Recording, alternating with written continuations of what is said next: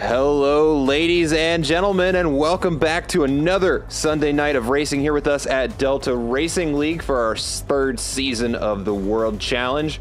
Bringing the action to you guys tonight, as always, my name is Matt McAdams, and joining me in the booth tonight is Adam Santana. Adam, how are we feeling about today?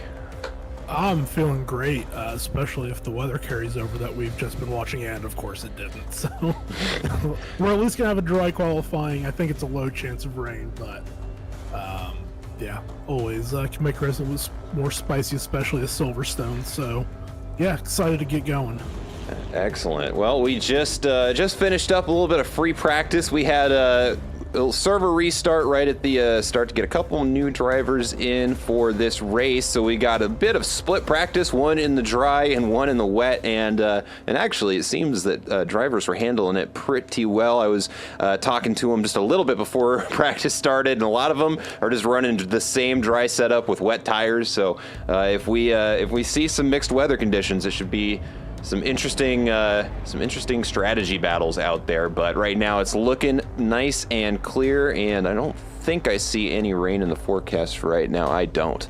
So it should be a nice, easy qualifying. Got a little bit of time before we have hot laps going. I know we've got some drivers moving out onto the field already, but let's talk a little bit about last week's race at Valencia and how that's shaken up the standings here.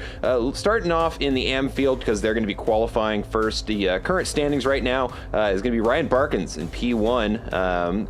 Albert Gionia in P2, Juan Martins in P3, Gabriel Macedo in P4, Piers Hanley in P5, Trey Morgan behind him in P6, Jim Grimes in 7th place, Rob Jacques in P8, Michael Campbell in P9, and Mac Morgan in P10. Couple close battles in there. We're only 2 races into the season, so tight battles are interesting to see. Right now, the point spread between P1 and down to P3 is just 29 points, which is not a whole lot in the span of a season. Over in the pro field, Ryan Garrity holding out the lead right now, just, 6 points ahead of Ross Sparrow in P2, Ben Burchett in P3, Andre Lloyd in P4, Felix Payan in P5, Jeff Spangler P6, Joshua Worley in P7, Phil Brown in P8, Jack Lindner in P9, and Max Diggs. Let's see. Actually, it's just Jack Lindner in P9. He's the last one to have earned points there.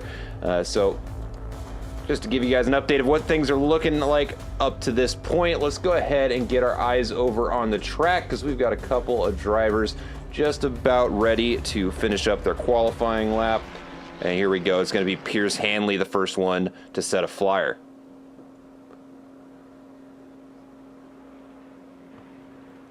Coming around that final bend there, now through Cops, and off we go.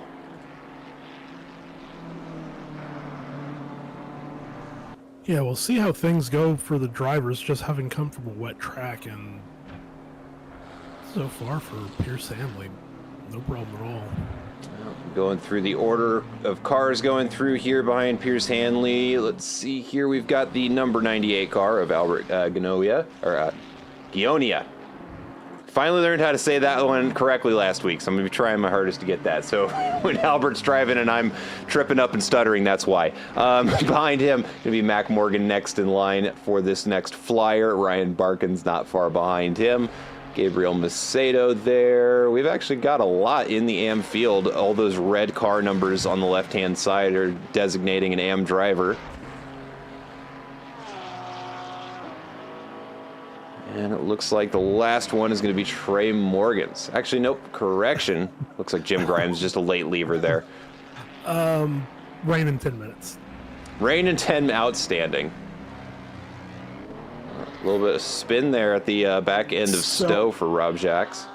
I do think, and this is just my assumption, because when we both looked before that, it wasn't showing rain, so I think it was that in between the 10 and 30 minute weather icons. So I think it's just going to be a little bit of rain for about 10 minutes, but that is going to affect our pro drivers once again. Or no, our pro drivers got the better end of the stick. Yeah, this race. As I said, it's actually very interesting for our AM drivers, because they're very likely to have times faster than the pros. Well, it's going to depend on if the pro drivers can get a lap in. At this point, they can maybe get a flyer in. Maybe possibly two before the rain really affects, so it'll be interesting. Pierce Hanley, the first one to set a time, followed by Albert Gionia. 201.2, 201.1. So, okay, we're starting to get some times across the board. Number 77 car goes across. Gabriel Macedo with a 201.6. Yeah, and Hamley with a 2:05. Not a bad time at all on a fast track here around Silverstone. Or a little bit higher ambient and track temps at the moment, so we're not going to see some crazy lap times, I don't think, but...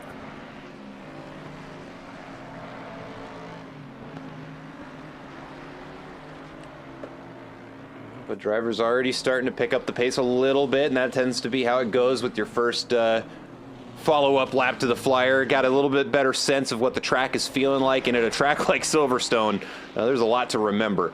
Pierce Hanley losing a little bit there, skips the curbs just a bit, going through the old start-finish line there through Abbey. Take a look at Ryan Barkins, about a half second up on their best lap. Gabriel Macedo not far behind. Yeah, this should put Markins up into P2 for the moment.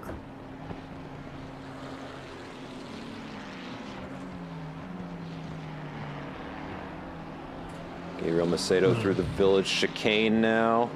And I believe Macedo might jump up to P3 behind Barkins as they both finish this lap. Both of them looking pretty good. Yellow flag for Pierce Hanley. Oh, and has it towed back to the pits. Juan Martin's also looking at a pretty good lap here, but right now Ryan Barkins currently the leader on the Delta. 8/9 of a second up, maybe looking at a second improvement. Will easily be enough for first place. Yeah, lost a little bit there through the last corner, but not going to be a problem. And there we go, 2:04, going to be the new fastest of the AM session. Juan Martin's coming around Woodcott.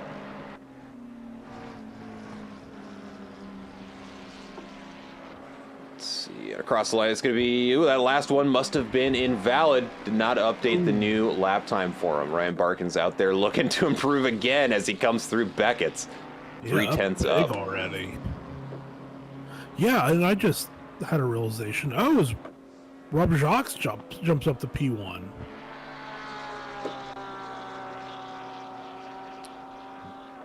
Almost inside of that 2-minute mark. Don't quite have one yet, but Ryan Barkins may be the first one.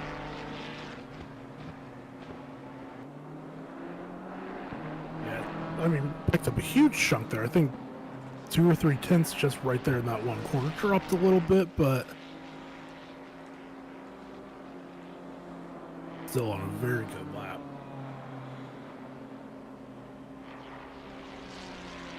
See how long he can keep it that way. Mac Morgan also looking at a pretty strong lap time. 0.6 seconds up on their best lap so far.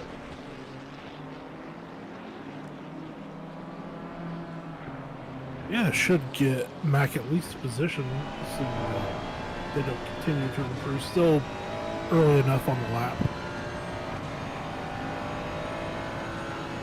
Down the Wellington straight, just a couple corners left to go. Hanging on to that purple border, almost another second off the lap time. This comes into the final 2 corners here.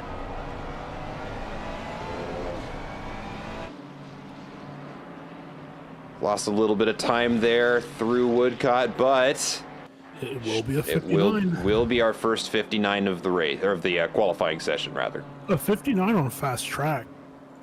I mean, that's a very solid lap. And we are... It's not solid, it's a very good lap. It's a very, very good lap.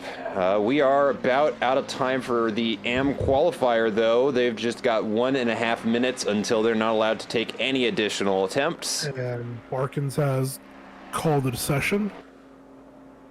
And with a personal best of 159.8 and the next best lap time being about a half second slower than that, can't really blame him. Yeah, and Rob Jacques must have either invalidated or made a mistake and restart is now on their final flyer. Jim Grimes looking pretty strong here, almost a second up, coming through the loop. And a good run down this straight can mean great lap times, and that looked like a nice little kiss on the apex there. And there we go, we see that delta getting smaller, well, bigger, I suppose. Mac Morgan also on a good lap here. Let's see, can Jim Grimes bring it home? Maybe a little bit too deep on that corner there, but manages to get around left field just fine. It's going to be a huge time improvement, but unfortunately not going to be any positions, but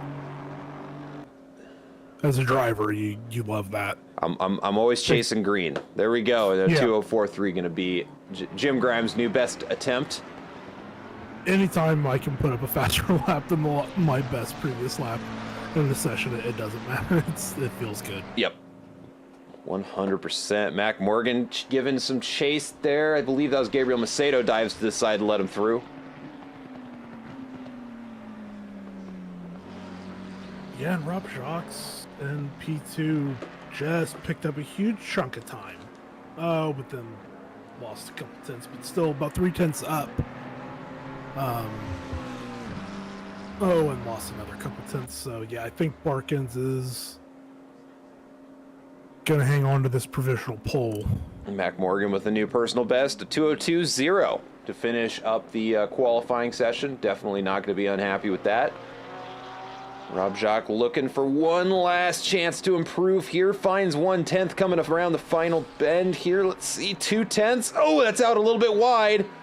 And even if it's still valid, going to be struggling to get that time back. And I don't think he's going to have time. There we go. We see the split go red. Let's take a look over here at our pros here as they're getting out onto the track, just warming up tires. Let's take a look at the weather here. Still raining 10, so they may be able to get a couple of quick laps in before it starts raining. Yeah, we will see. I think it could start at just about any minute. Or I guess I should say any second. I think that's really right where we're at. And I think that's why we're seeing drivers not leaving gaps already. They are wanting to get to the line as fast as possible because they know they might only have one lap. Yep, and we can see a good shot of that down through that camera. Everybody trying to warm up those tires as fast as they can because they know they don't have a lot of time here for good laps, depending on whether or not that rain wants to drift over the track. We see I'm not a weaver or a brake dragger for my outlapping quality. I want to bring the tires up pretty easily, but this is one of those situations where, yeah, you've got to do everything you can to get some heat into them. Including just not leaving a gap. Yeah, exactly. Ryan Garrity coming out right behind there Andre it is. Lloyd, and there is the rain. Right. I mean, everyone's still in the first sector, so we'll have to keep an eye and see how quickly the track degrades. And then it's plus rain intense, so we could potentially start on a damp track for the race. A lot of pressure on Phil Brown. He's the furthest into this lap to see if he can get this time. And we can see the back end already struggling for grip as we see these drivers coming through this corner. Let's see. Well, it's still nice and tidy there for Andre Lloyd. Ryan Garrity has given him a bit of room. Nico Roscosh not far behind. Yeah, I don't think anyone's going to get too far up the timing tree. And the track is now greasy. Yeah, Phil Brown might get lucky, but I don't think so. And I believe Phil Brown invalidated as well. Yeah, I think those are his skid marks we saw there on the track. Oh, we got a yellow flag there for Phil Brown, and he is stranded on the outside of Village. It looks like everyone except for Ross Sparrow and Felix Payot have invalidated. So this was their best chance at a lap. So I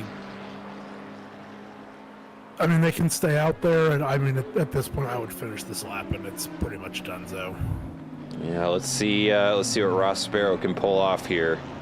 Noma Comer in the chat saying it would be fun to see the pros start behind the AMs. Well, I have good news for you. That's looking like a likely start to this race. We did have one of those. Ross Sparrow across the line, 201. Felix Payant, 204. Andre Lloyd, 202. Ryan Garrity, 203. That is huge for Ross Sparrow to get up to P7 on that lap. Yeah. Absolutely huge. I mean, anyone that can get anywhere into the M field right now, which quite a few did. So, Payant, Burchett, Garrity, Lloyd, Worley, and Sparrow, they all beat at least one M driver. This pack of cars is still pretty tight. And to be honest, I can't blame a single one of them. I'd be pushing as hard as I can. They don't have a lot of time left, especially when we're talking about 2-minute lap times. There's only 5 minutes left on the clock. A lot of these drivers may only get another attempt or two. Oh, if anyone that set a valid lap improves on that lap at this point, then good on them. I don't think it's going to happen, though. Felix Payant off the track, and there goes that qualifying attempt. Yeah, but as I was saying, I can't remember. Oh, Andrea Lloyd off big wide there. Yeah. It was last season or the season before at Zolder. We had a very similar situation where it started raining right as the pros left the pits. So in that instance, the entire pro field started behind the M field. I think Jeff Spangler made it up to P1 before the pit stops. But it was a super fun race because it just everyone out of position. So Jack Lindner sets his first valid time, 2:07.5, and given those track conditions, I wouldn't be upset. I have a time. No, so at this point we're now at about the same level of what on track as we had in practice before we rolled over to qualifying. So, and I think 207s were around what people were doing then, so that seems pretty in line. All right, let's see what Nico's got there. 2:07.2, just a little bit quicker than Jack Lindner there. And it looks like these two are the only two who are willing to continue trying here. Felix Payant on his way out on the track. Yeah, I was about to say Felix was leaving the pits, and thank you for doing that. Yeah, there goes Andre as well. Yeah, we were going to have to fill like 5 minutes of dead air. Noah McComber in the chat. Yes, I got P2 that race because of that. Spangler passed me at the stop. That's right.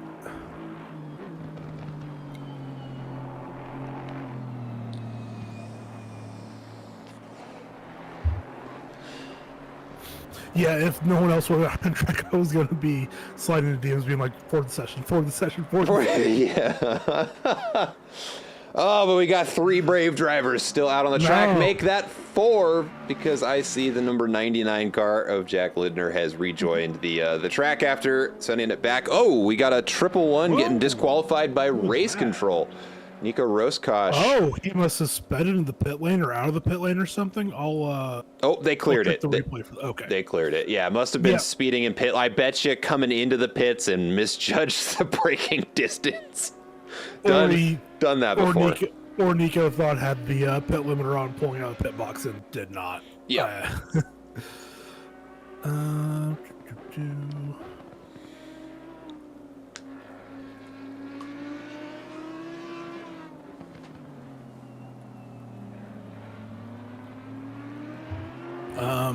I'll do you one better. Nico's car on my replay is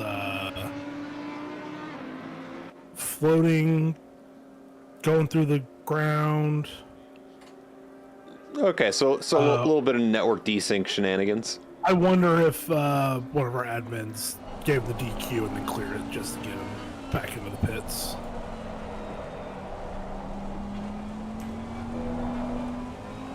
You can see just how much he's struggling for grip there. Loads of oversteer as he tries to get onto the power. Ooh. Last lap was a 2:04.5, and that was not a valid one, so we don't get an update on the timing there. 9:37, Andre Lloyd across the... I think that was 2:02. Joshua Worley across the line also with a 2:02. Those are their best, So, not their last. I think I have it set to last lap. So yeah, those must not have been valid laps then if those aren't updating. Oh yeah, those must have been their out laps then. So it wouldn't update. Yep. Ooh, Phil Brown also out there in the infield. But yeah, one thing. Oh, the track is now fully wet. I was gonna say if I were in the pro split, I would be out on my. Oh, big slide there out of Felix. Oh, It didn't go all the way around. I would be out on my race setup right now. yeah, I'd be testing Getting it. to feel the track because this is roughly what it's going to be when we start the race. So you need to know if you can maybe chance it on dries and hang on until the stop. But I think with the level of wet we have, I think it's, unless there's just some truly brave drivers, I think we're going to see people starting on wet tires. They're going to be needing to make some kind of decisions because we are almost guaranteed to have some mixed weather conditions for the race. And this current rain isn't over, and as is normal, we go straight into the race session after this, and it's on the same day setup in game. So whatever weather we end this on is what we'll be starting on. So it could still be raining at the start of the race.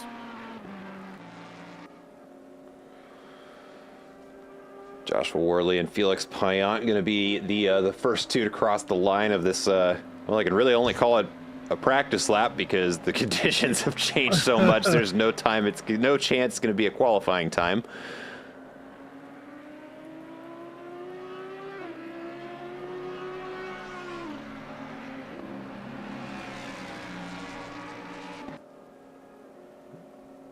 That was a 2:17, but it was valid. Joshua Worley with a 2:08, although that 2:17 also with a big slide there at the end of the back straight. That's what I was about to say. Oh, excuse me. Yeah, Pyle had that huge almost spin.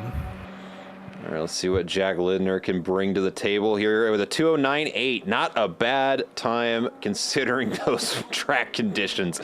Good Lord, the drivers have an interesting race in front of them because that is a lot of AMs and that's a very dry track. Wow. Wow. Okay. All right.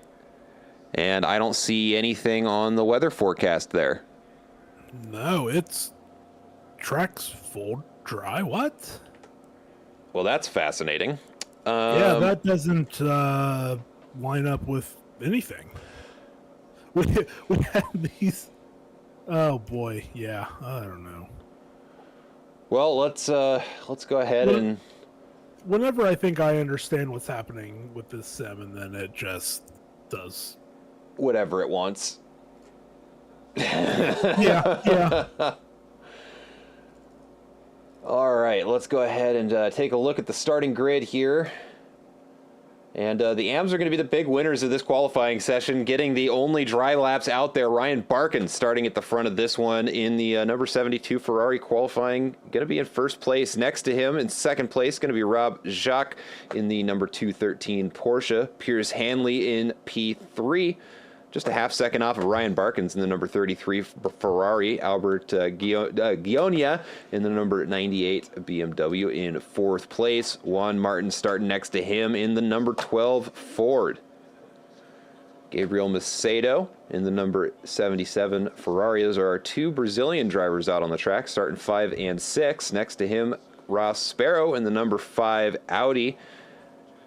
Mac Morgan in P8, going to be in the number 42 McLaren tonight. Joshua Worley in P9, the number 47 Ford. Michael Campbell in the number 79 Ford in P10. That rounds out our top 10. Next to him is going to be Andre Lloyd. Going to be starting P3 for our pros in P11. Trey Morgan in P12, the number 32 Mustang. Ryan Garrity starting next to him in lucky number 13. Fourth place in the pro split. And P14 is going to be Ben Burchett, the number 17 Porsche. Next to him, Jim Grimes in the number 48 Aston Martin, starting P15. In P16, going to be Felix Payant in the number 25 Audi. Benjamin Jones in the number 38 Ferrari. We got a nice full grid today. Looking at 20 cars starting. In P18, going to be Nico Roscosh in the number 111 McLaren. We're starting to hear some engines fire up here to start this formation lap. Jack Lindner in 19th place in the number 99 Ferrari, and Phil Brown in the number 4 BMW in P20, bringing up the rear. And that's going to be our starting grid for tonight. Interesting qualifying session. Those red numbers and the white numbers denote the license of the drivers. The red numbers are AM drivers, white ones being pros. So yeah, that qualifying session going to be causing a very interesting race start. Yeah, it's going to be super interesting to see how quickly or how effectively the pro drivers can move through the field. I think Ross Sparrow in P7 is not going to have an easy day, but I would say Ross is still would be my pick to win. But with the quality times that Barkin's put in, I don't think that's a foregone conclusion. No, not at all. Nothing about this race is decided. No. These positions are here's our disclaimer, pre-race disclaimer. All of these positions are subject to change throughout the course of the race. Got a shout in the chat. Good night, following from Brazil and supporting Gabriel Macedos, and a shout out to a cold day. Yeah, big shout outs. Love it when we're supporting our drivers in the chat. That's why we do this. But look at that lineup of cars as we come down the chapel curve. Yeah, I know this.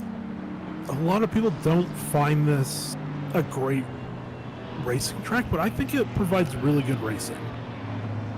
I think this track lends to some great racing, mostly just because of the variety of the challenge that it brings. Because there's a lot of track here. It's an over 2-mile circuit, and it's got a lot of variance. It's got fast straights. It's got short chicanes into more tight turns. It's got chicanes that open up into long straights.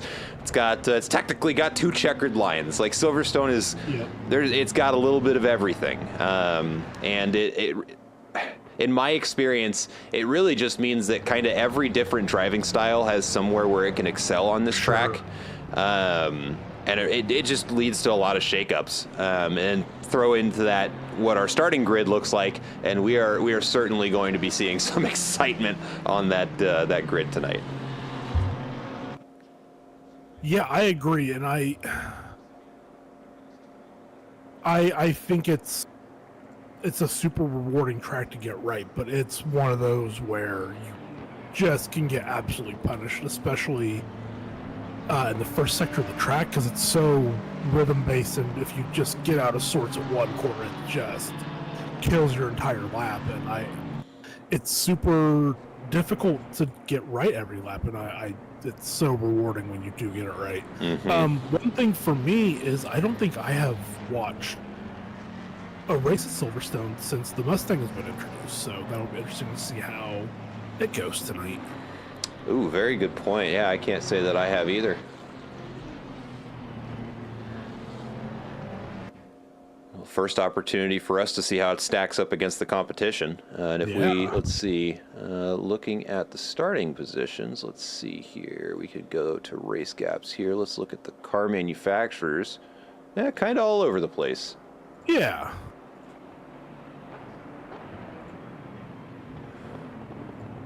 I think, all of our Mustang drivers are in the infield.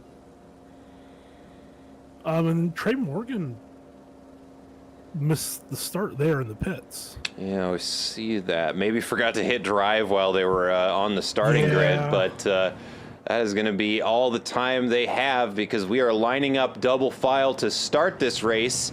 Just one more corner to round, then we got the green lights, and we will start off race number...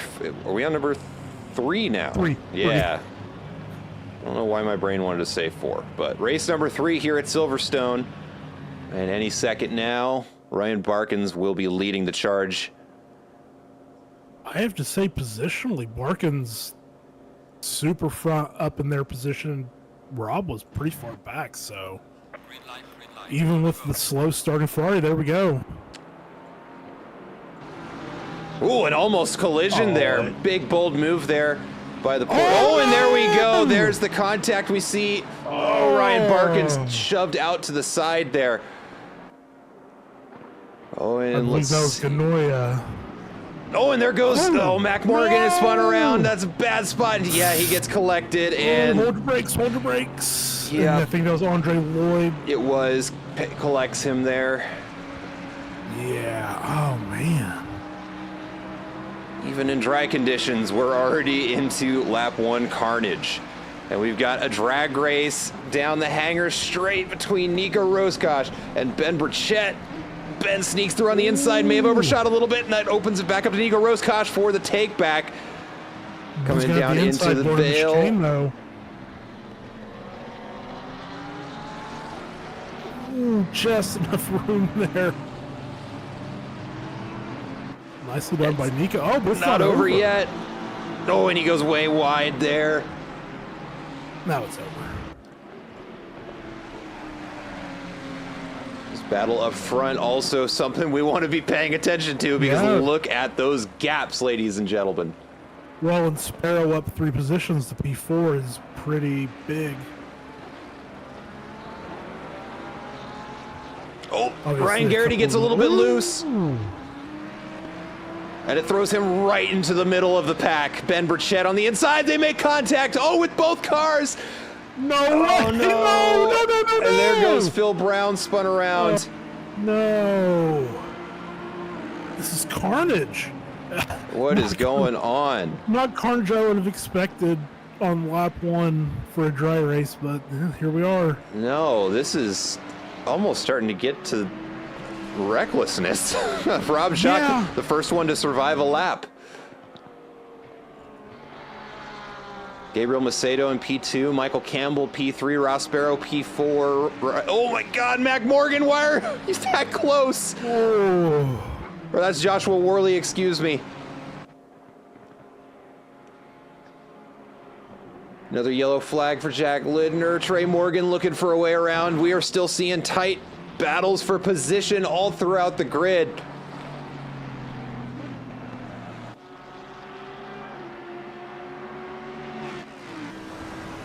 And Campbell of P3 is up 7 positions. Oh, wow. That's a heck of a start. And then Roscosh in P7's up 9. Ooh, big yellow flag here. Oh no, that's a lot of contact. Wow, Juan Martin, Ryan Garrity. Man. And Trey Morgan, who started from the pit lane. I mean, a big part of this is from the carnage, but is up 9 positions as well to P11. Yeah, let's throw up that position delta, because now I'm curious just to see what the field looks like. Yeah. Roscosh now up 11. Wow. Let's also take a look at those Pro-Am splits. That's still very interesting. Yeah, I have to say, as I was saying right when we got to the start and went green, that it looked like Barkins was up further in their grid slot than Jacques was in theirs, and it didn't matter with the slow starting Ferrari and the fast starting Porsche. I mean, Jacques was half a car length ahead at the apex, and I mean that didn't matter at all. That obviously Barkins with the further unfortunate nature of the first lap. Ross Sparrow might try and find some room on the inside. He just couldn't find it. Sorry. No, you're fine. That I was about to touch on that Sparrow is gonna want to make this quick because they are falling off Macedo. I mean, almost 5 seconds at this point.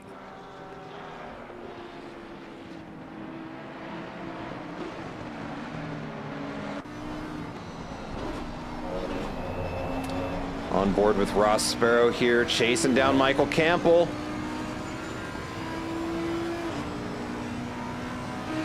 I don't think he's going to have enough here. I don't think he will either. And something Ross is, as it almost happens there, Ross is going to have to be very aware of is Joshua Worley right behind, so... Nico Roscosh makes a pass on the inside there on Pierce Hanley. Yeah, and this is the danger for Ross right now is Worley can pick who they want to follow through the break. He's like, well, now maybe not with Nico right there on the back of them. We have, that's 3 pro split drivers all tangled up behind an AM driver. Yeah, this is what we wanted. Yep. You know, right now, honestly, Michael, stay the course, make them fight each other. Yeah, man. No, don't make it easy. Ooh, Worley way out wide there, opens the door to Nico Roscosh and Pierce Hanley to maybe sneak through. Pierce not able to get it done. Wow, it didn't kill him, and he gathered that up, and I mean, that was a great recovery. Some grunt in it, I mean, just... Whew.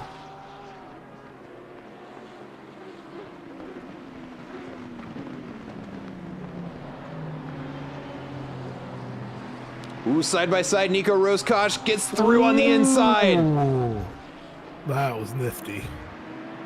Rob Jacques just bringing home fastest laps here. I think that's 2 in a row. Yeah, it is. Yeah, the gap out front is now a little bit... Oh, it's come down now on this lap, but it was a little bit over 2. Just moving around a little bit. But yeah, at this point now, Campbell's almost five and a half seconds behind Macedo, so... Sparrow's going to need to make this happen quickly.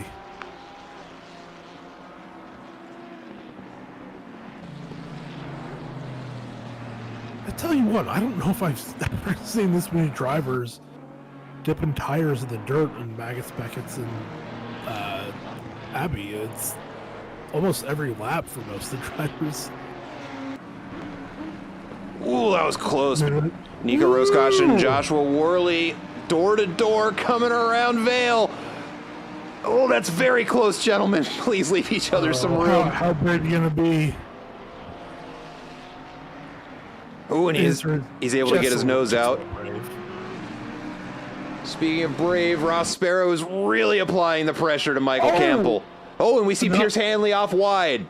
Yeah, I was about to say, Hanley was still hanging in on the back of those two and then had that big moment. Lost quite a few positions, and this has really helped Sparrow out. Now it's over a second gap behind now. Now Ross can maybe try and pick a better moment and maybe not try and force something, but I don't think it's going to be that long before Worley or Ross are right back on the back of him. Michael Campbell still putting up an excellent defense. Ross Sparrow is really having to work to get this move done. Oh, he really wanted to try to get early into that apex. Michael Campbell just putting that car right where it needs to not let him through. Oh, I think he's going to... Oh, just that little wiggle there on the exit. And there's the rain. There's the rain. There's the rain. Oh, Trey Morgan and Ben Burchett. Oh, no. Spun around back in Luffield. No. But it's not going to rain for that long. So pitting would be disastrous. Oh, boy. Oh, boy. Oh my God, look at Ross Sparrow on the attack. We can see the suspension of that Audi working overtime as he is just working that car to within an inch of its life to try and make this pass happen. And it looks like Joshua Worley may get him on the inside. No, he's going to be on the outside, but the outside turns into the inside, so it's not a bad spot to be. Ooh, it's very, very close. We see Andre Lloyd sneak up on the inside of Nico Roscosh.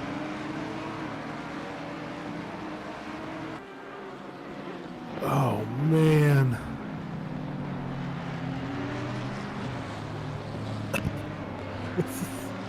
Ladies and gentlemen, I promise you there's racing happening elsewhere on the grid as Joshua Worley slides it around into the Hamilton straight. And that opens the door to Nico Roscosh to get around, but isn't able to secure it. Joshua Worley pushes up on the inside into Farm and gets the move done and hangs on to that position just a little bit longer.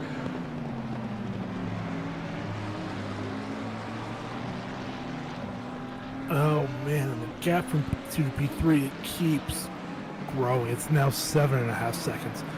Ross Sparrow has to get this done soon if he wants to fight for this win. Matt Morgan in to serve the mandatory pit stop. Looks like Jim Grimes and Trey Morgan have already chosen to do so as well. Wow. And how long are we looking at having rain for? That may not be the best to sit. Only for another 10 minutes. So and that would be from when the rain started. So right. It's already been a couple minutes.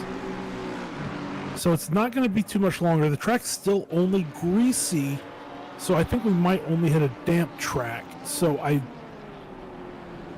guess pitting this early, if you stay on dries, whoa, I don't know who the other driver was. They went almost to the Shadow Realm. Oh, yeah. Benjamin Jones. Yeah, it's a rough one to try and to defend. If you go in deep and you hit the inside, it might as well be glass when it starts getting wet like this. Oh, absolutely.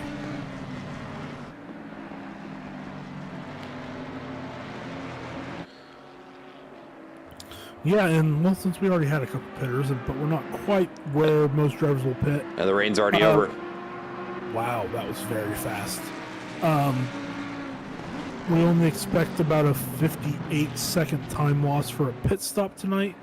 And as always, here at DRL, it is a mandatory tire change.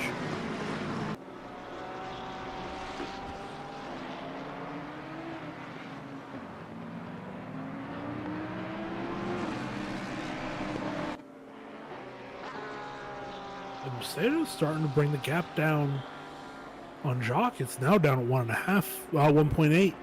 It's been mostly 2.5, so we'll have to keep an eye on that and see if Macedo can maybe make an impression here. Yeah, and let's just take a look at. I mean, he does have his sights on first. He can see Rob Jacques. Just got to reel it in.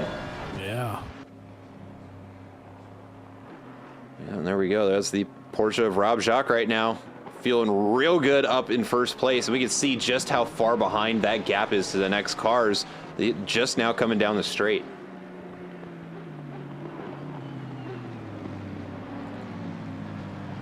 Yeah, there's been a lot going on in the chat. Sorry, we had a lot of race to cover the last couple minutes here. But Ryan Garrity joining us in the chat. Yep, that's a retirement from the race for him. That's a real rough start to the race for a lot of people there. Sorry it ended yours. But that's racing. Andre Lloyd starting to apply some pressure to Nico Roscosh. Looking for an opportunity to attack here, coming around Copse. Yeah, I have to say this 4-car pro train is maybe the worst thing that's happened for all of them, because naturally they want to fight for every single position, but if they all just sat down, took a second and just said, okay, let's let Ross get this done, and then we can all pick off Campbell from there. But I mean, of these 4 drivers, they're all fantastic drivers. I would say Rob would be my pick if I had to pick the quickest, and that's not an insult to the others because they're all faster than I am. I just don't. I mean, Campbell's not making mistakes, and it's so hard to pass someone when they don't make mistakes. And that's all it takes. I will probably say this at least once every race this season, man. Consistency is king. And right now, Michael Campbell's just banking lap after lap after lap. Nothing too fast, but nothing dramatic. And he keeps locking in valid laps. And as we can see here, Ross Sparrow, one of the fastest drivers in the league, is really having to try to make this pass happen. Yeah. Oh, that was a big exit from Ross Sparrow there. This has to be it. I don't think it is, though. That Mustang is just so quick in a straight line. Wow.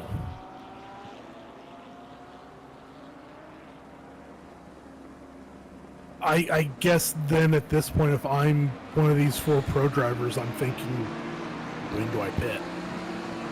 And I'm thinking maybe soon. Yeah. Yeah, but I mean, that's a gamble with the weather, though, because we've seen already it's going to fluctuate. Right. At least for now, we're seeing no rain for the next 30. So they're... Joshua Worley on the inside. Let's see if he can get it done. Ross Sparrow wheel to wheel with him. Oh, a little bit of contact there. I think he gets the move done. That was an incredible pass. Ross Sparrow already looking for a way to get it back here. He slots in single file.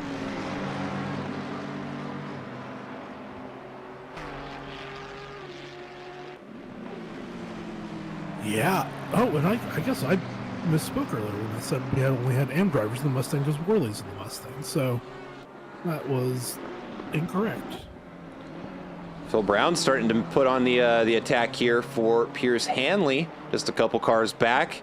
Another battle for position. We saw Phil Brown get taken out a little bit in the second lap, but seems to have recovered it, gotten it back out on the track. Yeah, and Barkins, who started on pole, has clawed it back up in P8. So some good recovery drives. On board with Nico Roscoe as he cinches up right behind the back of the Audi in front of him. Looking for a way through.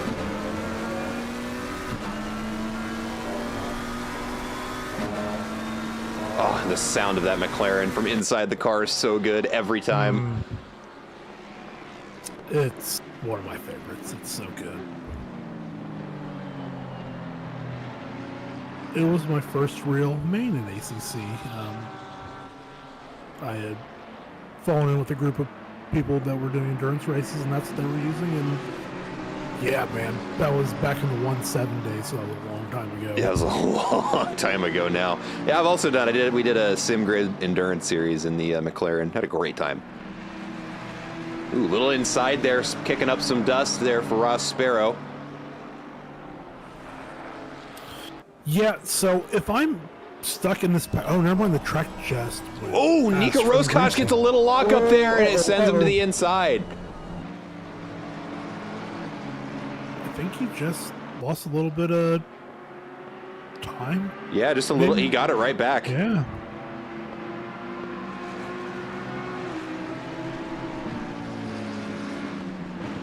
Yeah, and I just happened to watch it on the loop through on my phone there, and yeah, it just looks like the back end got a little away from him. Ooh, look, real quick here, Phil Brown going for a move here on Pierce Hanley coming down Stowe.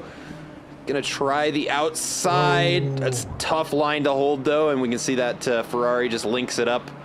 Gonna have to take another run at it though. He's still within that quarter-second gap. Yeah, that's a tough corner because the outside on the straight there is obviously the racing line, but it very quickly turns into not the racing line if you're racing someone that has you on the inside.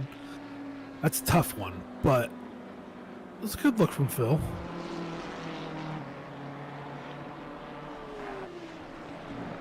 A little bit slower through that series of corners than the Ferrari in front of him, though. You can see he goes for that dive to the apex early, gains a 10th on him. Ooh, right on his rear, though, and that's going to be a little quick. Let's see if he gains that time back on the straight. But both of these cars very, very fast in a straight line. Let's see, though. Looks to the inside, no room to get it done. Let's check in with our battle for third place right now. Michael Campbell on the defense. I mean, still just... I'd love to imagine that Michael Campbell's just in his rig, just like listen to some chill beats and just like on a Sunday drive. I hope so, but if it was me, man, I have my heart rate's never been higher. My blood pressure is probably reaching lethal levels, and the adrenaline is just surging through my system. But you know what? He is having the time of his life right now. Well, and I also would have made a huge mistake like 8 laps ago. So. Right? No, he is locked in, and he is showing these pros how it's done. And he's brought a little bit of the gap back to the cars in front. Not a huge amount, but at least a little bit. Oh, Worley! And there may have been the first mistake out of Michael Campbell. And look at that. 2 cars through, although it's not over between him and Ross Sparrow. Oh, there we go. Okay. Oh, man. I hate that. He's not out of it yet because his pace has been basically the same as these 5 cars. So he is totally still able to get those positions back. Yellow flag for Benjamin Jones. Looks like the Maggot and Beckett's. Wow, I checked the replay. He had, just at the end of the braking zone, looks like maybe had a little off-throw oversteer and had to get out of it, and that's what. Ooh, almost contact between Phil Brown and Pierce Hanley. And he overshoots the corner, but he still has that inside to defend. And that may be the move done. That Ferrari's still right behind him. Yeah, we'll see if the 296 Grunt can get the M4 on the straight, but the M4's strong in the straight line as well, so I think Phil's going to be good. Yeah, I think that's the move done. Phil Brown gains another position, moves up into the top 10. As we see Andre Lloyd trying to sneak through, coming into Copse. Yeah, that's a tough line to make it work. Usually you got to, check up on the brakes and hang it wide. Just try not to get in an incident there. Oh, I don't like trying to go too wide through that corner. I mean, on the race start, it's kind of a necessity, but after that, I don't enjoy it. It's really a one-line corner.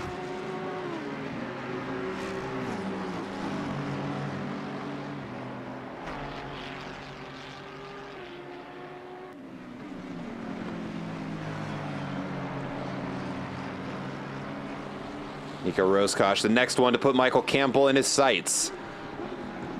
You see, it looks like the clouds are clearing there because I can see the shadows of the cars on the tracks now, so we may be done with the weather. Yeah, I think we might have one more. Oh, sorry, I was watching something that's on screen. Yeah, I think we're going to be good for the rest of the race, but we could maybe get a little bit of rain at the end, but I think we're probably good. Worley and Sparrow aren't putting a huge gap on Campbell. So Campbell's still within a second of Sparrow. Ooh, Nico with a way better exit there. Let's see if he can stick it. There it goes, yeah. As I say that, it's as soon as I said that, it went to over 2 seconds. So, oh boy. I mean, still an amazing 15-20 minutes of driving from Campbell. He held off 4 pro drivers for half the race. That's very impressive.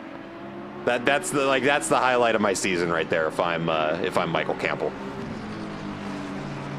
Oh, for sure. That's one where when you can hold off faster drivers for that long, it's incredible.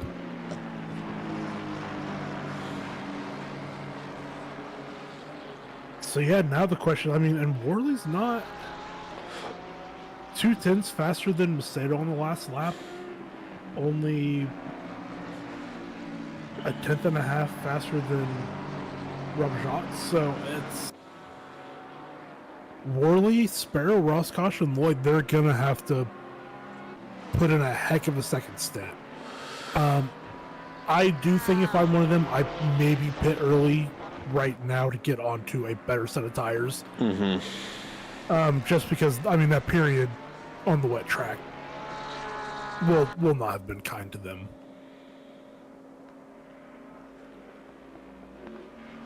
We see an emerging battle for P1 between Gabriel Macedo and Rob Jacques. Yeah. Rob's been sitting pretty comfortably up in P1 for the majority of this race, but Gabriel Macedo coming in to shake things up a little bit here.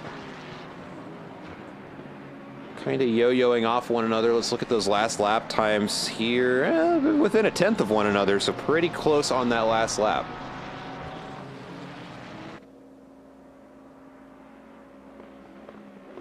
Yeah, and this will be an interesting one to see who maybe pits first from this. If Macedo maybe thinks that they can pull the undercut.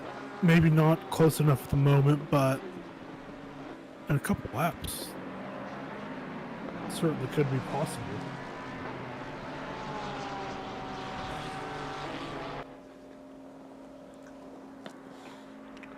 Let's take a look back here. Battle for P5 here. Andre Lloyd closing back up to Nico Roscosh again. Also looks like Ryan Barkins, after that rough start to the race, getting taken out, has caught up to Michael Campbell, looking to grab P7. Yeah, really great recovery by Barkins here, and probably won't end up in the position they maybe thought that they could attain when the race started, but... Ben Burchett into the pits. Oh. Yeah, I mean, with the pace that Perkins had on the fast track and quali, I don't think it would be impossible to, if they can get by Campbell, maybe mix it up with Lloyd and Roscosh there. I don't think it's impossible.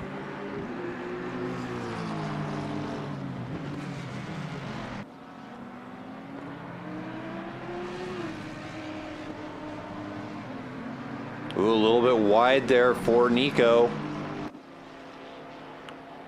Looks like that nets Andre just a couple inches to try and close down the that shrinking gap, and Campbell and Barkins also slowly getting closer to this battle. Ben Burchett out. That's going to be his mandatory pit stop down. And becomes the leader of the cars that have pitted, but obviously just from a track position standpoint, not going to be in contention with the top 8-ish. I'm not sure what position Ben was in when he pitted. He's pretty much in this. I don't think he gained or lost any there. I think he pretty much skated through there. Yeah.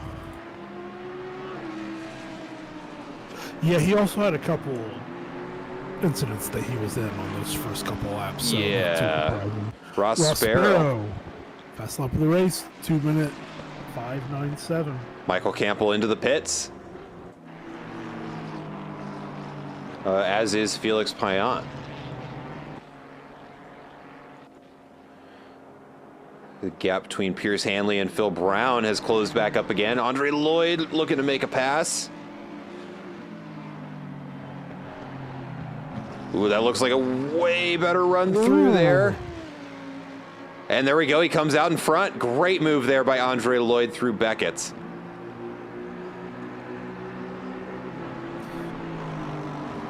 Yeah, absolutely well done. And I was just about to say, I wonder if the trailing drivers in our two battles for P3 and for P5, trailing drivers are maybe going to look at pitting, and then Andre Lloyd says, "No, we'll just take the position." And Ross Sparrow's all over the back of Joshua Worley. I know the Mustang is very strong in a straight, but so is the Audi. So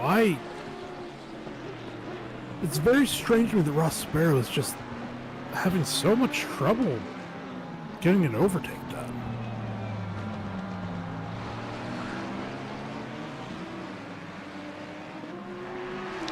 It's tough to say. I mean, the other thing you got to remember is that both of these drivers have been battling the entire time. Now, it may have been behind a slower driver, but battling nonetheless. You're going to be wearing out your tires faster than you would if you were just out there comfortably lapping.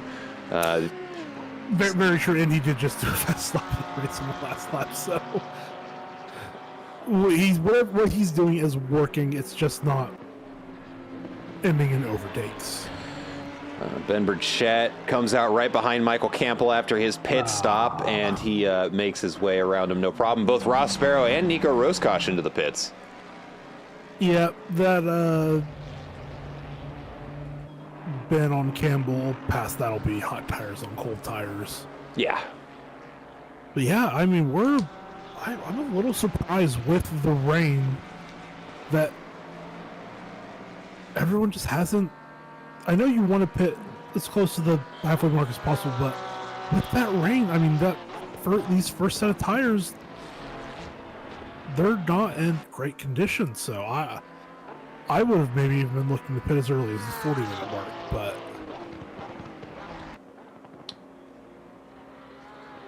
yeah, tough to say. I mean, I personally, I would have been hanging on to that. After the rain came and went, I would have been hanging on to those tires for as long as I could just to make sure we weren't going to see any more of that.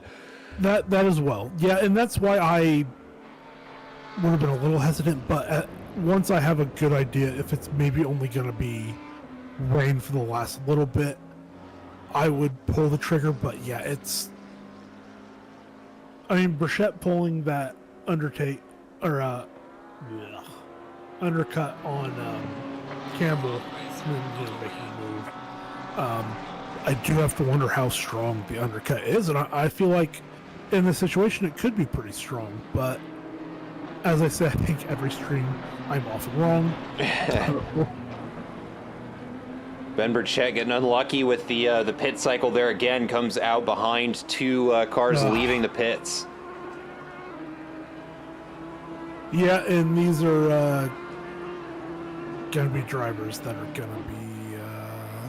difficult to pass. Yeah. Not easy to pass. Well, and especially now that they're both getting those tires up to temperature, it's going to be a difficult one.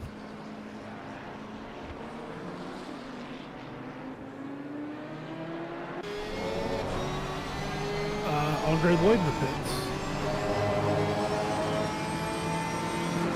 Oh my God, there's no distance there.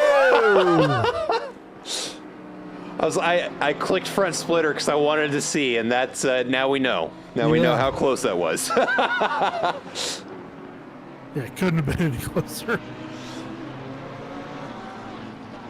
I think we call that like optimum drafting. Yeah, exactly.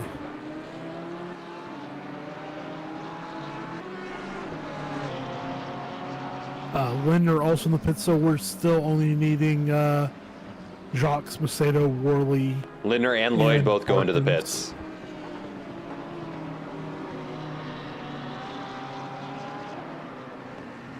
Yeah, Lloyd should be coming out at this point or in a second, but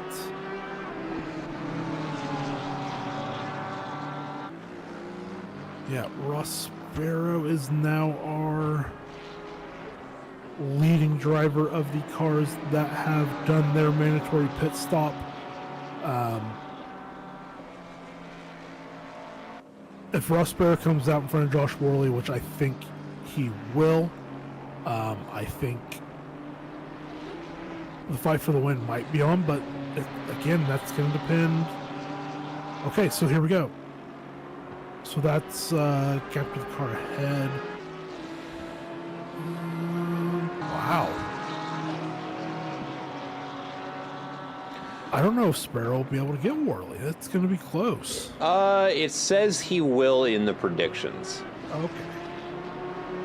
Let's see here, because yeah, it's saying that Sparrow will rise to P3 after everybody is pit. Now, okay. I'm seeing. You're changing. Jacques and Barkins in. Phil Brown still applying a ton of pressure to the back of Felix Payan.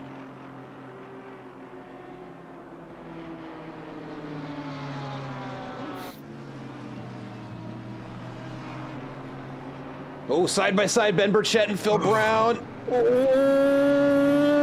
They are still side by side here. Oh, and Felix Payan gets his nose back in it. That's a dangerous spot to be in, but they managed to leave each other room. Ben Burchett on the outside. And he's going to hang on to that spot for now, but that Audi is inside of striking distance here. Man, Ben got a monster exit out of that corner. Absolutely gapped Payan.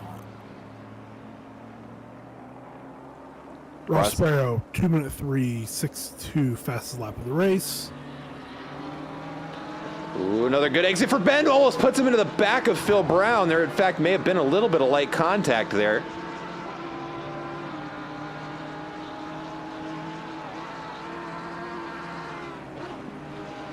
He's pushing. Ross Sparrow starting to catch up to the back of Rob Jacques there. We can see who's that coming out of pits. I can't quite tell. I am not sure. I don't think that's for... Oh, that's Barkins. It's Barkins, yeah. Boy, talk about coming out onto a live track. My goodness. I believe Barkins was in front of all of these drivers before they pitted. Or before the cars that are now passing them pitted. Tough to say there, but they are definitely giving him a good run down Stowe. Felix Payan on the outside line there. People are struggling to defend it all day, but it looks like he sticks it. Rob Jacques, yellow flag. Not sure what was up with that. And Ross Sparrow's there to Rob Jacques. He must have had a huge moment. Gabriel happened to the Macedo replay into the and- pits. Nico Roscosh right behind Rob Jacques. And he's going to get around him there. Oh, better defending position for the Porsche, though. So Rob was just out of the pits. I don't see anything leading up to it. Big move on the inside by Nico Roscosh through turn 17. And I think he gets it. I think the undercut maybe was just that strong that Sparrow was able to just get there. I would believe it. So, pit stop times. Oh. Okay, so Rob had a minute 4 stop. Sparrow had a 59-second or total time in the pit lane. Sorry, not time stopped. Rob lost 5 seconds from that alone. Had a 1 minute 4 in the pit lane. Sparrow had 59. I think the optimum was about 58. Yeah. We Well, had 58. Josh Ben had 58. Wow. Joshua Worley Very needs to come into the pits pretty much immediately because he's now well inside of that that pit timer or a pit loss, and he is going to lose that position to Ross Sparrow. Yeah. There he goes. All right, into the pits. I think ideally would have been 1 lap earlier, but it should cement an easy P2 at least. But I mean, Josh can still fight for the win. We still have 23 minutes left, so it's not over.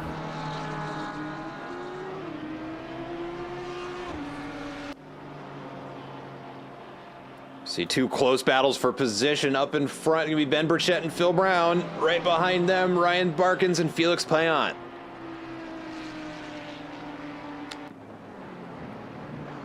Oh, and that looked really good for the Ferrari. Coming down into Village, though, it's going to be a tough spot to get around him.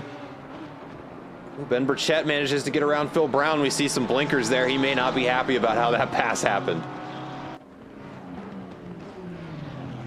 Oh, big contact between Gabriel Macedo and it looks like another back marker. Oh no, we've got cars all over the place in the infield. What happened? Well, we won't know what the standings look like for a second here, so let's go ahead and take a look at the accident. Looks like Rob Jacques coming down through the straight. Oh, Andre Lloyd way over Cooks. Oh, there's already cars all over the place. What happened? Oh, no, that's bad. Oh, no.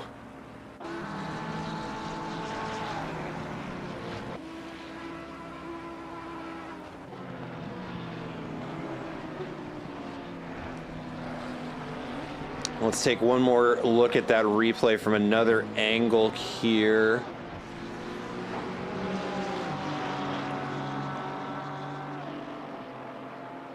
Let's hop on his onboard because we'll see what happened in front of us. Oh, they just all run out of room through there. Yeah, damn. Just when we get finished with all the pit stops.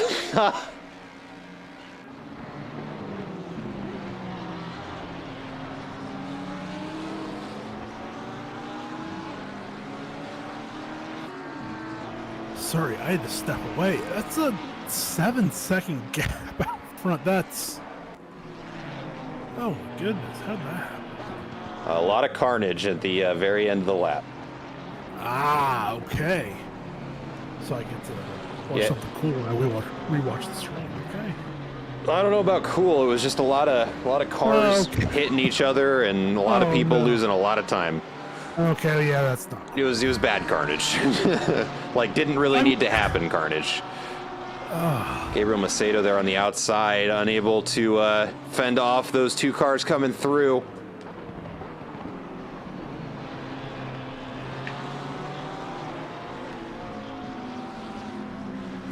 Worley did have a minute 2 in the pit lane, so that wasn't great, but yeah. Andre Lloyd with the first sub 2-minute lap of the race. Good lap. The yellow flag here. Uh-oh, that's a car parked in the middle of this track. Ooh. Okay, may have just been, okay, holding brakes. Good job. Yeah. At least that's an easy reach when you're not facing the wrong way. Yeah. So looking at last lap times, Andre Lloyd picked up 9/10 on Nico Roscosh. So we could have a fight for P3. Not that these two drivers need to fight each other anymore. I think they've been glued together for most of the race, but I mean, I wouldn't hate to see it.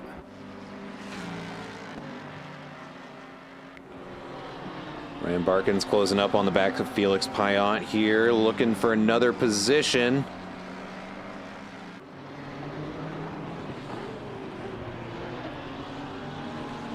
Moon Club can be such a hairy spot to try and pass there. We saw that almost go very wrong for both of them there.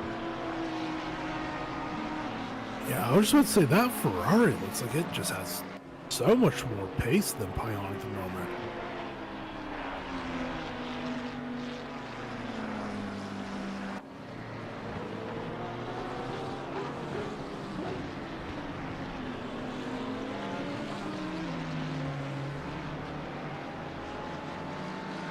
Watch these two for just another second, and then I want to take one more look at that accident a couple of laps ago. I've got one more angle ready to go. Oh, and that is very close here. Ross Sparrow sets the next fastest lap time. Ryan Barkin's on the outside. Such a hard place to try and pass. Joshua Worley shaves another 3/10 off the fastest time. Payant mowed the grass a little bit, not the fastest lap. The track is getting faster. It must be. So was that our P1, 2, and 4 on fast lap of the race? That is correct. Together. That's awesome. Love it. Love it. Ryan Barkin's, ooh, a little slide there out of the Ferrari coming through turn 1. And Lloyd picked up 1.1 seconds on Roscosh. All right, before we get too much closer to any more exciting racing, let's go ahead and take a look back a couple of laps at that big accident that caught up a couple of drivers here. So let's go ahead and do that quick replay.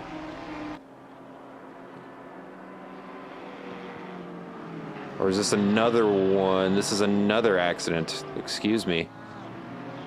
Or did it just start way early? Ooh, a little closing triangle rubbing his racing there. Okay, that wasn't what we were looking for here, but take a look at this that we come back to. Felix Payant and Rob Jacques right on top of one another. Whoa. Oh, and Rob Jacques is on the inside.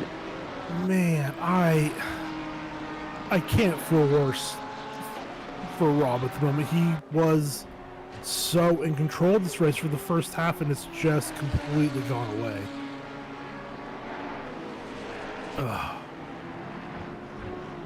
And he wasn't guaranteed to hang on with the pro drivers coming through, but a top 5 at the worst is probably on, maybe a podium.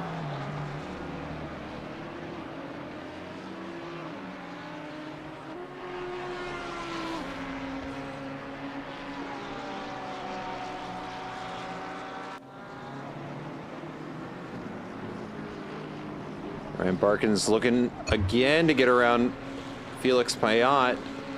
No way to get through. Andre Lloyd shaves another 10th off the pace. He only picked up 3/4 of a second on that last lap. Oh, no. Oh, yeah, 3/4. Yep. I did that math right. I gotta say, I don't want to go off this battle. Or, no, and that's fine. I'll keep an eye on the gap. Yeah. But yeah, I mean, Barkin was really picking it up there, so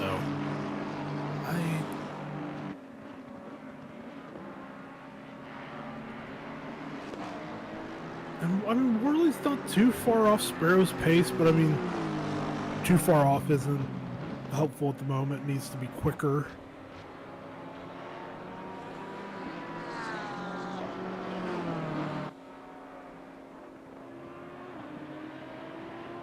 Oh. Well, we can see Ryan Barkin starting to hit Felix Payan with the blinkers.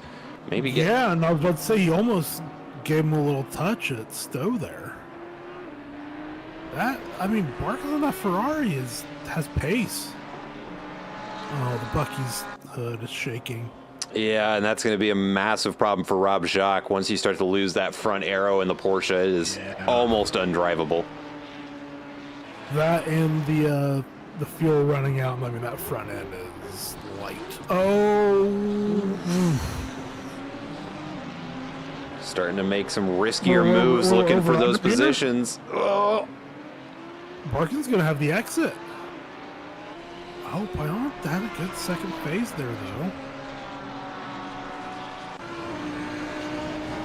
Oh, I was about to say Barkin should have maybe popped out a little bit earlier to get that inside. You got to hang it around there. You got to stay there, and he's going to do it. He's going to stay there.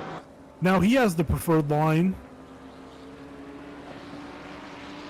And it's going to be a drag race. Oh, no, it's not. There's the move done. Nice. I mean, that was a very good move by Ryan Barkins.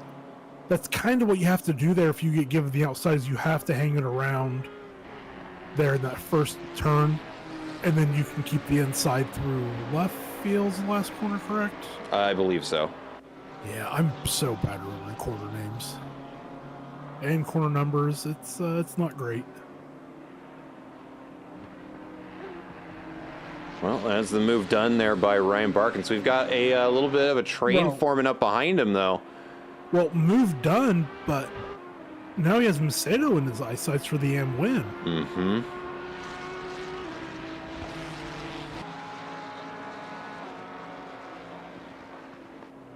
Well, let's go ahead and take a look at that position delta throughout the race, because it's going to be all over the place. A lot of those pro drivers gaining a lot of spots because they didn't qualify.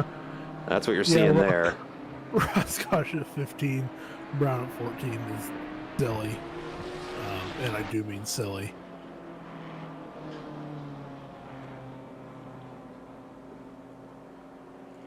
Barkin's already gaining, what was that, like 1 second gap, maybe 20 seconds ago when we were talking about it, and he is already cinched up on the back of Macedo, who's driving a more damaged Ferrari, and there we go, there's the difference. Oh, he's not out of it yet, though. Oh, no, not at all. Just stab of power there to push it out of the exit there. Let's see if he's able to get a run through here. Nice cut there.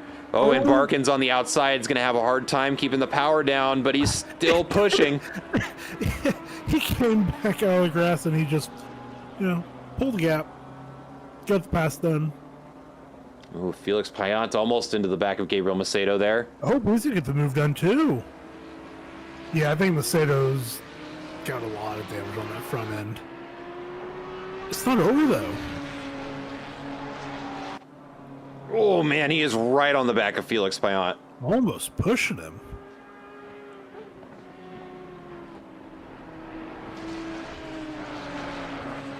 Yeah, and now that Andre Lloyd has got it into the dirty air of Nico Roscosh has really stalled out at around the 1 second mark. Keeps getting it to about 1 second and then can't do much from there.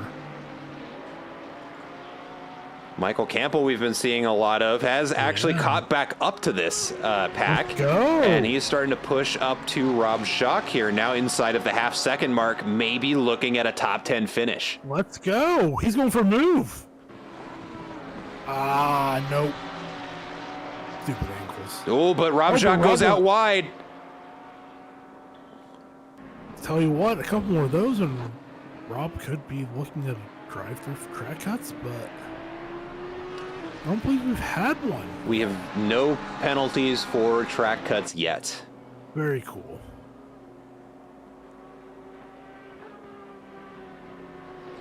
Yeah, for the most part around here, it's pretty hard because it does still have...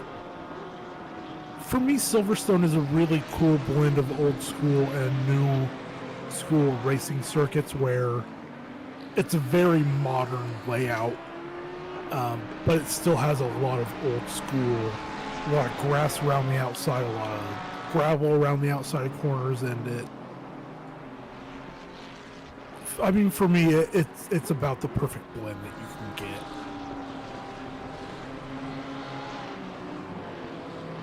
Oh, and Michael Campbell overcooks it coming into left field. Loses about a half second to Rob Jacques there through the corner. Going to have to work his way back up.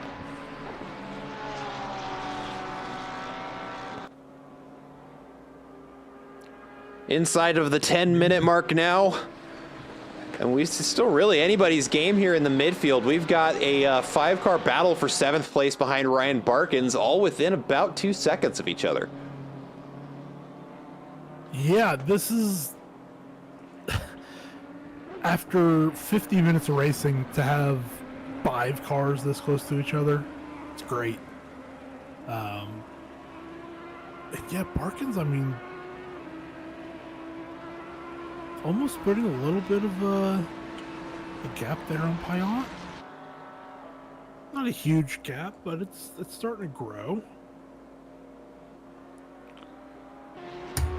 Rob Jacques doing a great job of defending Michael Campbell with a real beat-up Porsche, and that is basically Assetto Corsa on expert mode, especially this late into a race with what I'm sure is basically no fuel load left to keep the front of the car weighed down. I'm always surprised when I see the Porsche at the later parts of a stint or a race, and the front end is like 6 inches higher than when the race started. Yeah, no kidding. I completely understand you can set the suspension up that way in a race car, that the fuel load's not going to put that much of a, make that much of a difference, but it's always fun. I'm just like, yeah, that thing is, there's nothing on the front end of that car. There's just nothing.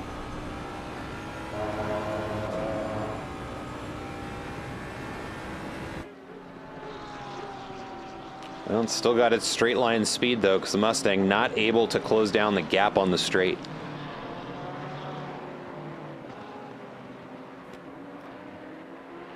Another gap to keep an eye on here between Andre Lloyd and Nico Roscosh has slowly been getting closer, lap over lap. Andre Lloyd just almost a tenth faster on that last lap.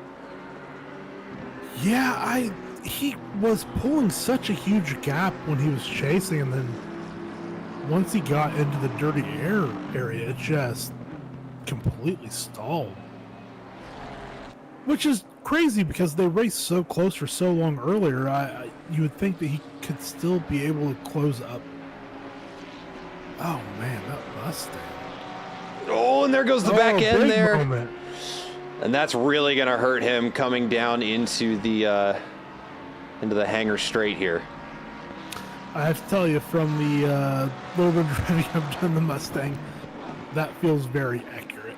Yeah, it just feels bad. Not that it feels bad, but it's a very, I would say it's, the Mustang is like the M4 with way more torque and just way more options, or way more opportunities to get some big oversteer moments.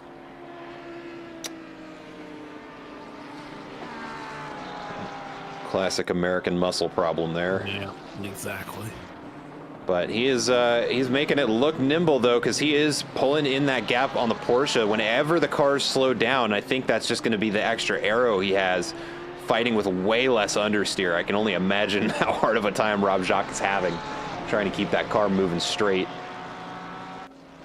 And I wonder how much is helping Rob getting a tow from Macedo at this point now, which obviously is going to hurt in the corners, but very helpful in the straights. Oh, there, Andre brought it down. Yeah, almost 3/4 of a second faster around the track last lap than Nico Roscosh. Closing it down.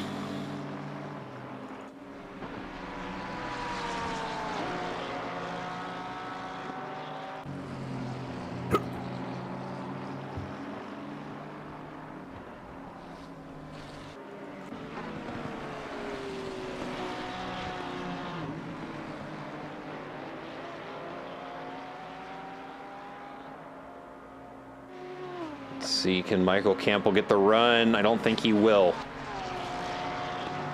Oh, he's closing. Looks to the inside. Oh, that's a good line. That's a very good line. And there we go, Michael Campbell up the inside. Let's see if he can hang it.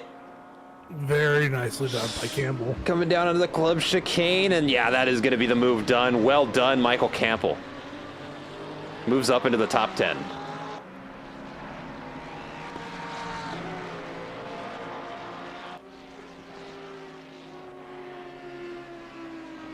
Now the question is, will he be able to pull a gap to Rob Jacques now that he's out in front, doesn't have to fight through that dirty air, and close down the gap to Gabriel Macedo, looking at a P2 finish in the AM split.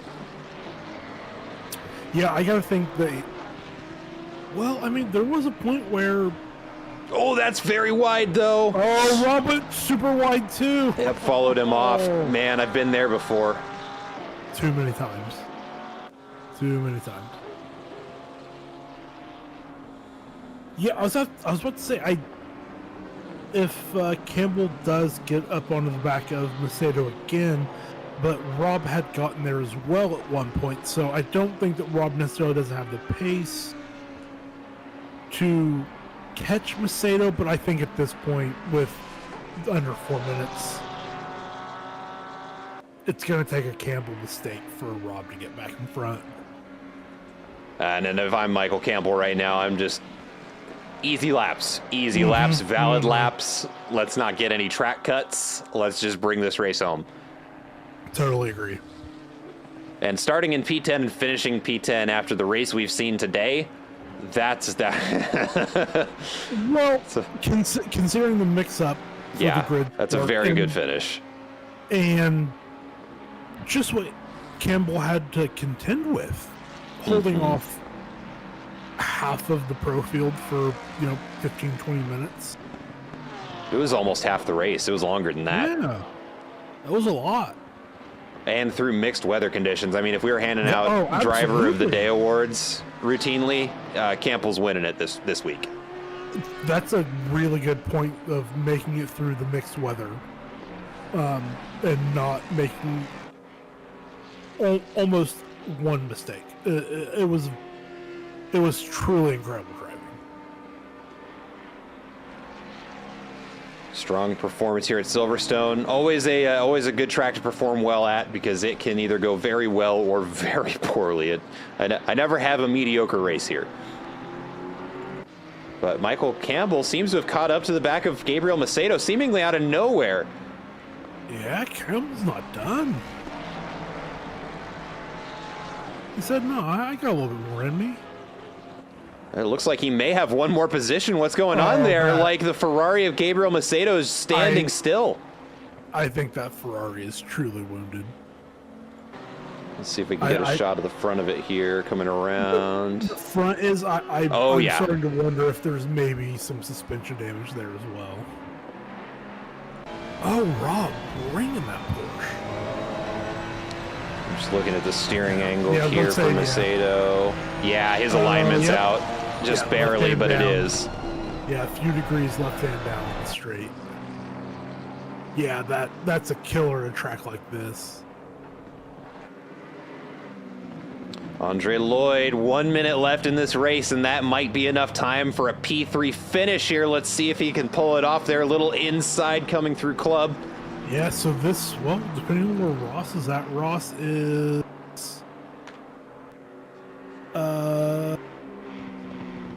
Oh, we're going to get one more. We will have one more lap. So where is he right now? Oh, coming around the loop. Okay. Yep.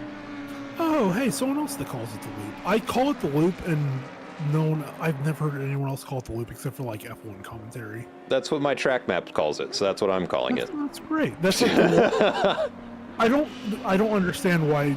I guess it's because that's like the new part of the track. Probably. That's why I remember it. But yeah, so Ross is starting the last lap of the race. So we will get a lap and change from these two.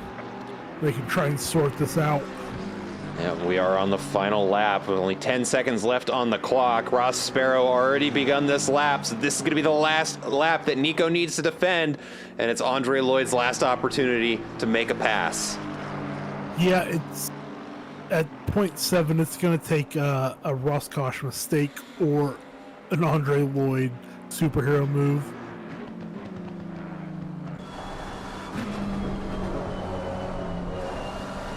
On board with Nico Roscosh as he is trying to make his escape from Andre Lloyd right behind him. Oh, we can see I didn't have the driver model on the last time I drove the Aston because... Whoops.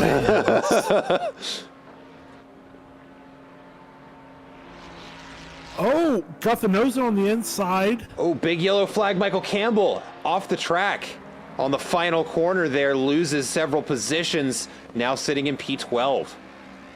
Roscosh did hold on there. I don't think it was ever truly close, but I mean, the gap is almost nothing. I think if Andre's going to get this done, he has to set something up through the loop and then get a run on the Wellington straight. Oh, but what about right now? Ooh, that looked like he may have had the momentum to get his Right nose here, in there. He has to get the nose in right here. He doesn't. So he has to get a much better exit. No, that's not going to be enough. Ooh, it's not looking like it. He is closing that gap, though. The Wellington straight's just not long enough. He has to get on the inside here of left field. And Nico covers it off. Keeps a good line. Ross Sparrow has won the race. Yep, and that is going to be Nico Roscosh crossing the line in P3. Yeah, Josh Worley in P2. Andre Lloyd finishing in P3. Ben Burchett coming across the line, going to be finishing in P5. P5. Phil Brown. That's a good recovery. That's a great recovery from the start of this race. We saw him wrapped up in that big incident. Yeah. Going to be Phil Brown coming across in P6. Another hard-fought, well-deserved victory there. Ryan Barkins crossing the line in P7. And takes the AM win. And takes the AM win. Felix Payan going to be coming across the line there to finish in PA. Gabriel Macedo, after a big upset there at the very end of the race, going to be finishing just in front of Rob Jacques for the P2 and P3 AM finish. There we go, just obliterating that brake marker. Don't need that anymore. Jack Lindner coming across the line in P11. Michael Campbell, big mistake there on the final lap. Yeah, he left it wide on the final corner and just three cars made it right through. Trey Morgan going to finish in P13. Piers Hanley, P14. Mac Morgan still on the track, going to bring home P15. Jim Grimes bringing home P16. And good on Jim to stay in the race. I think Jim was a late ad. I think we had two late ads. I think Jim was one of them. Well done. Well, and ladies and gentlemen, that is Silverstone. What a race. What a gauntlet that turned into. Mixed weather conditions, accidents from start to finish.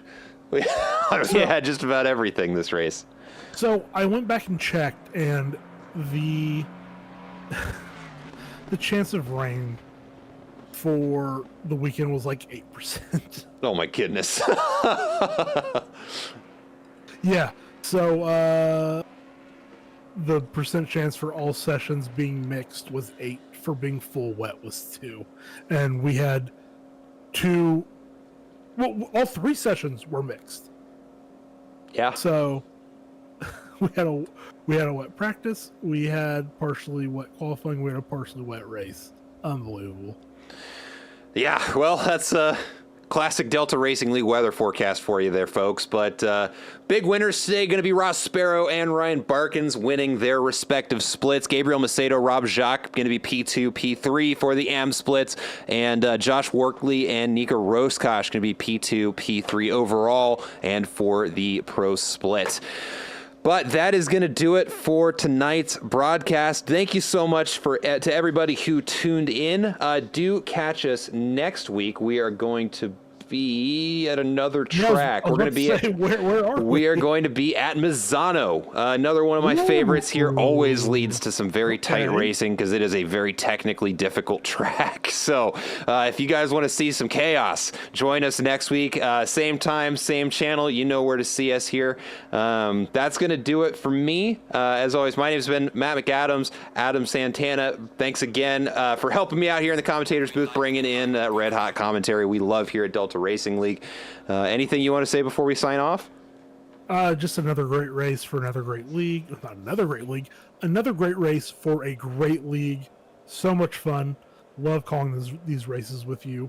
And might not be here next week. We talked about this earlier. Might be. So it might just be McAdams, but I might show up. We'll see. We'll see. But nonetheless, we will have another stream here. We'll be at Misano next week, September 29th. I'm going to eat a lot of spaghetti this week to get ready for it. That's a good, yeah, a lot of spaghetti, a lot of red wine. Yep. We know what's up. All right. Thanks, everybody. We'll catch you next week here at Delta Racing League. You guys have a good night.